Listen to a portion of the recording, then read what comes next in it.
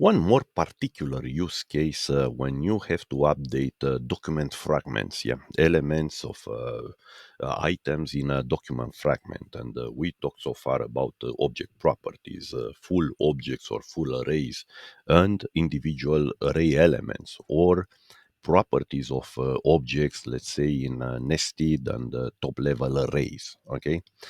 In this case, yeah, we refer again to the books collection in the store. You remember I just added this book lately, okay? But what if I want to change the price of an existing book? Yeah, let's say this one. Look, the price is 12.99.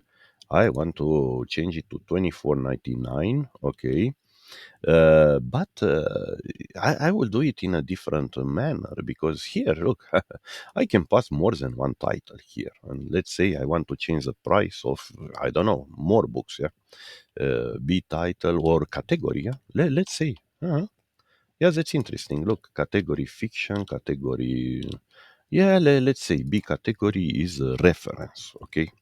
Let's call let's do this. Category is reference. So far, we have just this one saying in the of the century in this category, but basically, you may expect that you may have a lot of books, and you want to set all their prices, yeah, to 24.99. And in this case, you do this. You may add such an iterator or inline cursor. Let's say we've seen that we've seen this before, and actually you can add this here. So we played with collection operators, yeah, we played with filtering array nested array elements, and basically the books collection could be considered a nested array in here, and in this case you just filter out this nested element, yeah. You select only some elements, yeah, from this collection, and in the same statement you set their price, yeah, to something. Definitely you can do it in a different manner, yeah. Look, let's run this first, okay, and let's do this in a different manner, but it depends, yeah. You may have something like this where you may need to use this, yeah.